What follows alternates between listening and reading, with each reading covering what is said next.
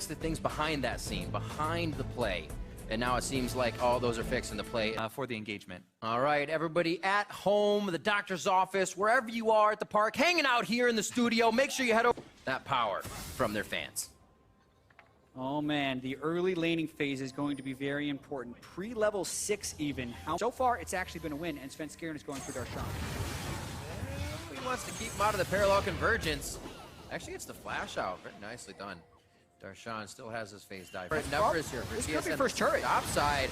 Could be first blood. And I thought they were going to give this up. As I said, it's going to be a little crazy for the fight. Here comes Huhi over the wall. Oh, there's Peacemaker from downtown coming in from Stixay. They're going to be able to turn this one around as TS. First turret gold, definitely still a high priority. Here we go, though. They turn it around on Svenskeren as Huhi lands his stun, and then Stixay.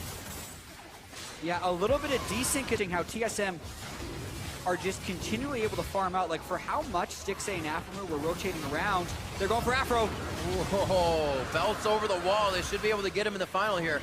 Tether on to Bjergsen to nullify the damage, then puts the shield out. Deja Vu and Afro not going down, and the fight being turned around. Biofrost is the next to get hit up, and now they look for Haunter and Svenskeren. Svenskeren slowed a little bit there. There's no scatter the weak. Will they be able to take him down? Xmithy tries to get the drink out. The slow's not there. The tunnel is found, but they are able to hit it. Huhi comes up huge, and CLG do it again. Pretty big swing here for CLG. Get him off. Stixay, he has both summoners.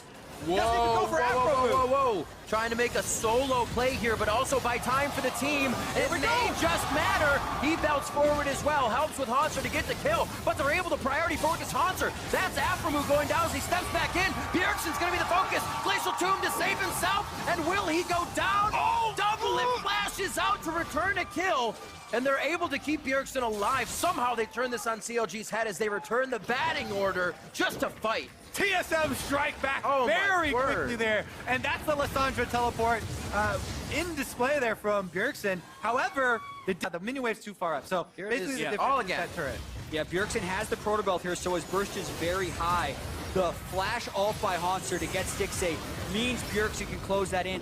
And then Afro is pretty low on the outside, but Huhi, he has his ultimate up here, so he wants to try and get Bjergsen great timing right here as CLG is able to get fully engaged, and that allows him to clean up a kill. Yeah, Huhi definitely should not have ulted the Lissandra in with Sever, keeping the enemy team on the run. When he's got a front line like Lissandra Gnar, here we go, though. We've seen these plays before. Stixay, that MSI was able to do it on the Caitlyn. This time completely locked down. They make sure he's the target because of the threat he can create and flash right into the structure. Unfortunate for Aframu and very fortunate for TSM. And Darshan ulted there with Echo back to the original location before his teleport went. Close range proto belts off. Let's see how it happens here. Watch this. The teleports are going to be matching each other, but Stixay QSS is fairly early. Then the Braum stun can come in right after the knockup, and he's just unable to auto-attack for most of it. Bjergsen getting all of his damage off, and then after that happens, Echo has to ult backwards, and it just... Sir, almost 100 CS down at this point. And you can see the results of the last fight have just completely turned the pressure around. Good Not shot. quite enough. Patience holds the ult, holds the Zanyas. The lock gets used for safety, and after all that initiation, Xmithy goes back in. He doesn't have cask here. Bjergsen says, I'll give everybody time to come in with me. There's the Zanyas after. They pull the scatter from Huhi, so the crowd control may be down, but Bjergsen has now given himself up for the fight to happen, and that may be in CLG's favor as rest of TSM couldn't get as close as Bjergsen could. Darshan's left now as he gets himself over the wall with a bit of a hop, and he should be good to go. Harshan Haunter. Get the fight. Huhi actually tries to get a stun here, and if you ever use your Syndra E and don't have a ball in front, it's going to be the next one. It's a long period of time where you lose power in the team fight. Exactly. Watch it right here. He's tried to stun with the minion, but that's not how it works. He picked up a minion instead of a ball and didn't realize it.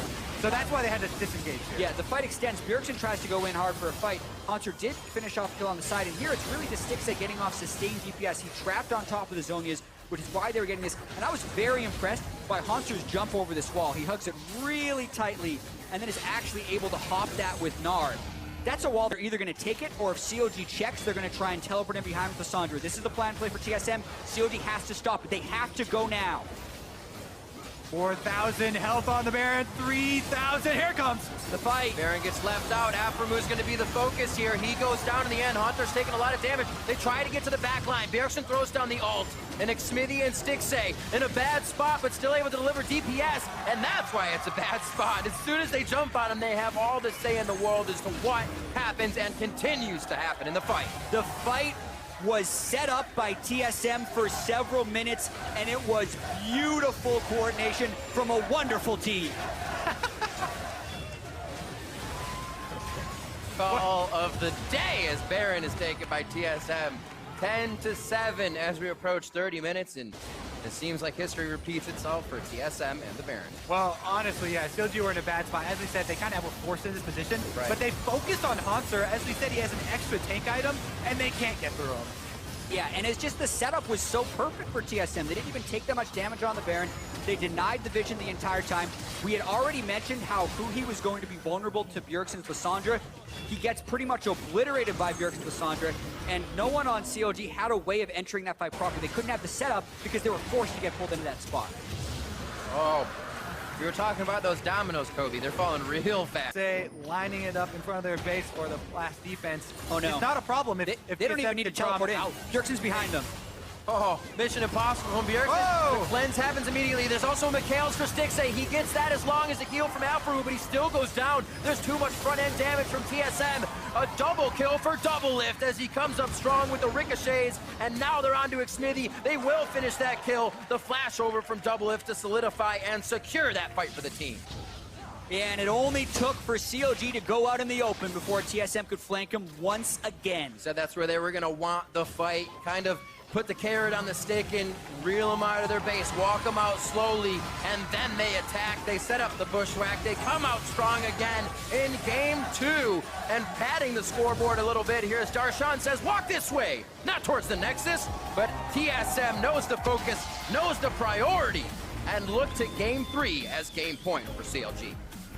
TSM now 1 game away from making the finals for a record 8 straight split.